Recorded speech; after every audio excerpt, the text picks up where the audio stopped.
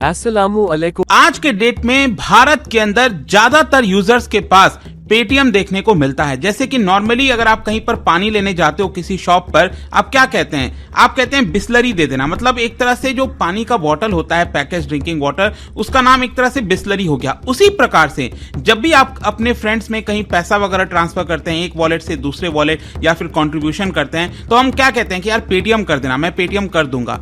तो एक तरह से वॉलेट का दूसरा नाम ही यहां पर पेटीएम हो गया था और ज्यादातर लोग पेटीएम शब्द का ही इस्तेमाल करते थे। लेकिन मैं आपको बता दूं, कल आरबीआई ने एक बहुत बड़ा कदम लिया है। ये आप देख सकते हो, RBI orders hold on Paytm payments banks transactions. तो इसका असर क्या होगा?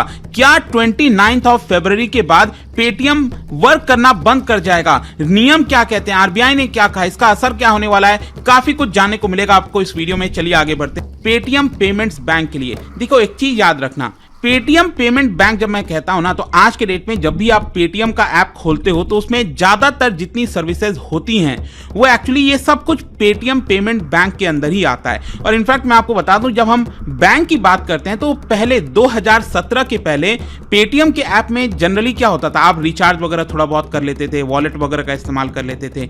लेकिन यहां पर आरबीआई ने 2017 में पेटीएम को पेमेंट बैंक का लाइसेंस दे दिया था। कई सारे और भी फिनटेक को दिया था, लेकिन 2017 में फाइनली ये जो पेटीएम पेमेंट्स बैंक है वो एस्टैब्लिश हुआ था और इसके मदद से आप सेविंग्स अकाउंट वगैरह भी खोल सकते हो पेटीएम में जाकर। ये सारी सर्विसेज मिलने लगी थी। मतलब जो स्कोप है वो काफी ज्यादा ब्रॉड हो गया था। लेकिन कल आरबीआई ने ये निर्णय लिया है कि इसके ज्यादातर जो सर्विसेज हैं, जो कोर सर्विसेज हैं, चाहे वॉलेट हो गया या फिर फास्टैग हो गया, बहुत सारे गाड़ियों में आज के डेट में आप देखोगे तो जो फास्टैग लगा होता है वो पेटीएम का ही होता है। तो वो सारी चीजें एक तरह से बंद हो जाएंगी। जी हां, जो आरबीआई का ऑर्डर आया है ये आप देख सकते हो। कल ही आरबीआई ने यहां पर ट्वीट किया और बताया, action against Paytm payments bank limited under section 35A of the banking regulation act 1949। तो आप सबको पता ही होगा 1949 का जो बैंकिंग रेगुलेशन एक्ट है, इसके तहत आरबीआई जब चाहे यहां पर एक्शन ले सकती है अगर उस बैंक ने या फिर किसी भी इंस्टीट्यूशन ने अगर सही से आरबीआई का जो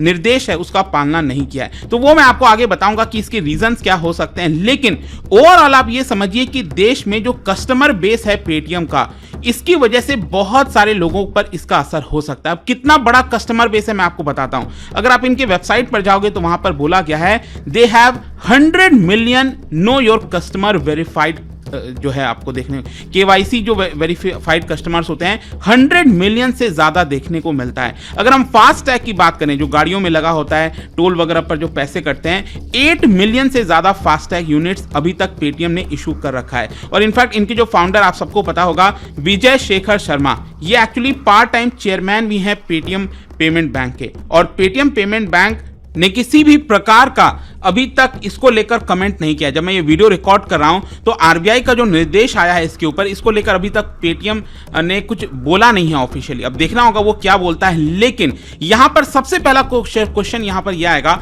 कि आरबीआई ने एग्जैक्टली किया क्या है। मैं आपको बता दूं, यहां पर जो सेंट्रल बैंक है उन्होंने पेटीएम पेमेंट बैंक की ज्यादातर जो ऑफरिंग होती है, जो मैंने आपको बताया, इसके अंदर वॉलेट हो गया, फास्टैग हो गया, प्रीपेड इंस्ट्रूमेंट हो गए, नेशनल कॉमन मोबिलिटी कार्ड, जी हाँ ये भी इशू हो चुका है। ये जो कार्ड होता है ये एक तरह से आप इससे पैसे भी विड्रॉ कर सकते हो, अगर कहीं आपको मेट्रो में जाना है उससे वो भी जा सकते हो। एक सिंगल कार्ड से आप काफी कुछ कर सकते हो। तो ये नेशनल कॉमन मोबिलिटी कार्ड, ये सारी चीजों के ऊपर एक तरह से रोक लगने वाली है। ये जो आरबीआई का फैसला है और ये कब से होगा? ये एक्चुअली 29 फरवरी से होने वाला है। देखो इसमें कई सारी चीजें जो आपको पता होना चाहिए, लेकिन उसके पहले एक और चीज मैं आपको बता दूं, यहां पर जो पेरेंट कंपनी है, जो मेन कंपनी है पेटीएम की, वो है 197 कम्युनिकेशन। ठीक है, ये मेन कंपनी है और इसकी एक तरह से सब्सिडियरी आप कह सकते हो, वो है आपका पेटीएम पेमेंट सर्विसेज। तो यहां पर आरबीआई ने अपने निर्देश में यह भी कहा है कि दोनों के बीच में जो भी ट्रांजैक्शंस होना है वो 29 फरवरी तक हो जाना चाहिए। मतलब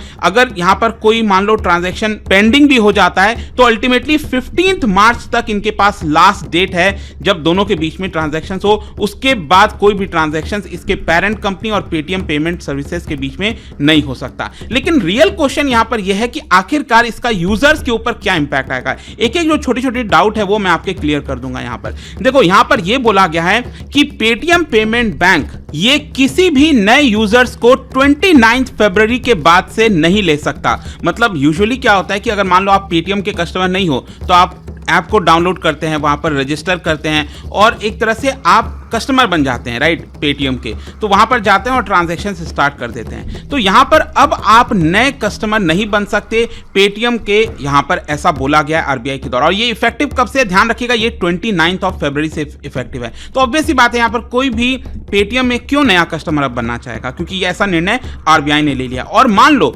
ऑलरेडी अगर आपका अकाउंट है तो आपने देखा होगा जनरली क्या होता है कि लोग अपने वॉलेट में, जो पेटीएम वॉलेट वगैरह है या फिर सेविंग्स अकाउंट है, मान लो पेटीएम पेमेंट बैंक का, तो उसमें अगर आप अपना पैसा वगैरह ट्रांसफर कर रहे हो तो वो सारे पैसे वगैरह ट्रांसफर आप 29 फरवरी के बाद से नहीं कर पाओगे। आप समझ रहे हो क्या हो रहा है यहाँ पर?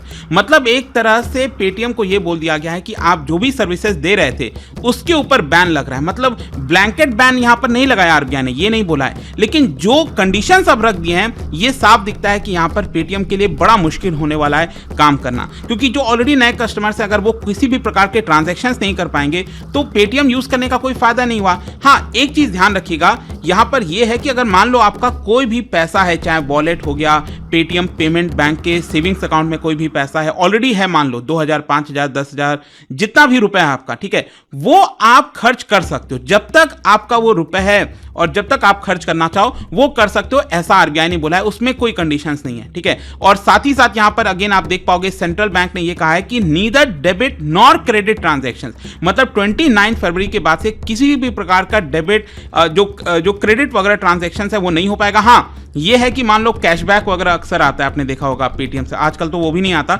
लेकिन ये जो कैशबैक वगैरह है वो मिलना है तो वो क्रेडिट हो जाएगा, उसमें प्रॉब्लम नहीं है। लेकिन बाकी के जितने सर्विसेज हैं उसके ऊपर पूरी तरह से यहां पर रेस्ट्रिक्शंस लगने जा रहा है। तो आई होप कि ये चीज अब आपको क्लियर हो गई होगी कि अगर आपका वॉलेट वगैरह में पैसे पड़े हैं वो आप कर सकते हो जब तक वो खत्म ना हो जाए, ठीक है, लेकिन आप नए वॉलेट में पैसे ऐड नहीं कर पाओगे। लेकिन हाँ, अब आपको पता होगा पेटीएम जो लोग इस्तेमाल करते हैं उसमें बहुत सारे और भी सर्विसेज दिए जाते हैं पेटीएम के द्वारा, जैसे लोन हो गया, म्यूचुअल फंड हो गया, बिल पेमेंट हो गया, डिजिटल गोल्ड हो गया, क्रेडिट कार्ड हो गया।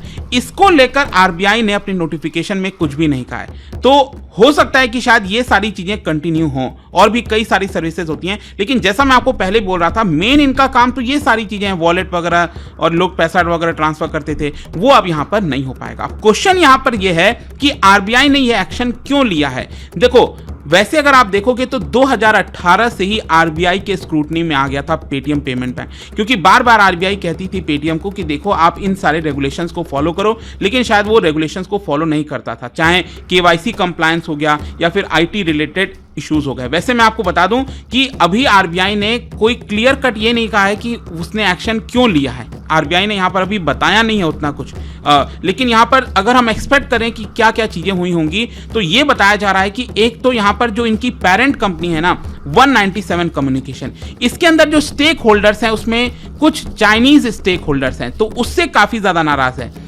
आरबीआई यहां पर चाहता था कि हमें पता चले कि पेटीएम के शेयर होल्डर्स कौन है एग्जैक्टली, ये 197 के स्टेक होल्डर्स कौन है, किसका शेयर है। और यहां पर खबरें ये आई हैं कि यहां पर इनडायरेक्ट शेयर्स कई सारे चाइना बेस्ड एंटिटीज का है, तो इसीलिए आरबीआई कहीं ना कहीं खुश नहीं था। और इसके साथ साथ एक और यहां पर शिकायत आ रही थी कि जो कस्टमर्स हैं पेटीएम के, उन सभी के एक तरह से जो इंफॉर्मेशन है वो चाइनीज एंटिटी के पास जा रहे हैं, ठीक है। तो ये सारी चीजें नहीं होनी चाहिए। वैसे पहले अगर आप देखोगे तो पेटीएम की तरफ से बयान दिया गया था कि देखिए हम ऐसा कुछ भी नहीं करते, जो भी डेटा वगैरह है वो भारत में रहता है, सुरक्षित रहता है, हम कहीं पर भी पास नहीं करते, लेकिन ये सारे इल्जाम अक्सर पेटीएम के ऊपर लगे हैं। एंड क्योंकि ये सारी चीजें कंसर्न शायद सॉल्व नहीं कर पाया होगा आरबीआई के, और इसी के लिए कहीं ना कहीं बताया जा रहा है कि आरबीआई ने ये एक्शन, बड़ा एक्शन पेटीएम के ऊपर ले लिया है। ऑल्दो इसके साथ साथ मैं आपको एक और चीज बता दूं कि जो चाइनीज स्टेक होल्डर्स थे पेटीएम के अंदर 197 कम्युनिकेशन के अंदर, उनकी एक्चुअली संख्या और जो शेयर होल्डिंग है वो घटी है। जैसे कि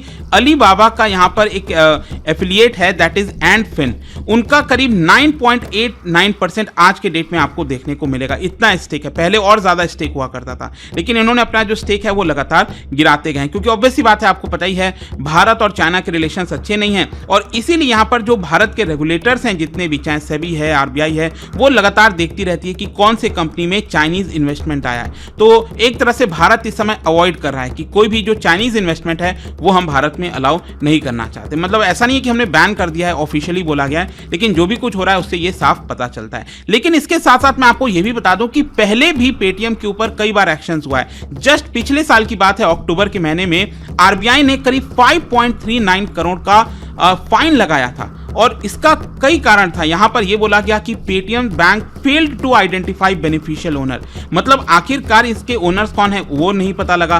फिर इसके साथ साथ यहां पर जो रेगुलेटरी सीलिंग है of end of the day balance in certain customer advance account, वो यहां पर ब्रीच हो गया था। मतलब एक पर्टिकुलर लिमिट होता है ना कि एक पर्टिकुलर कस्टमर, ये फुल फ्लेज बैंक नहीं है, आप ध्यान रखिएगा, भले इसका नाम बैंक है लेकिन ये फुल फ्लेज बैंक नहीं है जैसे एक्सिस बैंक, एसबीआई, उस तरह नहीं है। तो यहां पर कई सारे कंडीशंस होते हैं कि एक कस्टमर के अकाउंट में इतने से ज्यादा पैसा नहीं होना चाहिए, लेकिन कई बार ये सारी चीजें ब्रीच हुई हैं। और इसका अलावा एक और इंसिडेंट सामने आया था, साइबर सिक्योरिटी का इंसिडेंट सामने आया, लेकिन वो पेटीएम ने काफी डिले से बताया था। तो ये इन सारी चीजों को देखते हुए आरबीआई ने 5.39 करोड़ का फाइन लगाया था। इसके पहले भी आप देखिए मार्च 2022 में, उस समय भी आरबीआई ने डायरेक्ट किया था पेटीएम को कि आप नए कस्टमर्स को नहीं ले सकते इमीडिएट इफेक्ट पर, वो उस समय आरबीआई ने कहा था। फिर उसके बाद वापस से अलाउ हो गया। लेकिन ये जितनी भी प्रॉब्लम्स चल रही थी ओवरऑल, इन सबको देखते हुए फाइनली अब यहां पर आरबीआई ने एक बहुत बड़ा एक्शन ले लिया। अब देखना होगा कि क्या आरबीआई यहां पर कुछ रिलैक्सेशन देता है कि नहीं, क्योंकि जैसा मैंने आपको दिखाया था कि पूरे देश भर में बहुत सारे लोग पेटीएम का इस्तेमाल करते हैं और कई जगह आपने देखा होगा ठेले से लेकर कई जगह पेटीएम के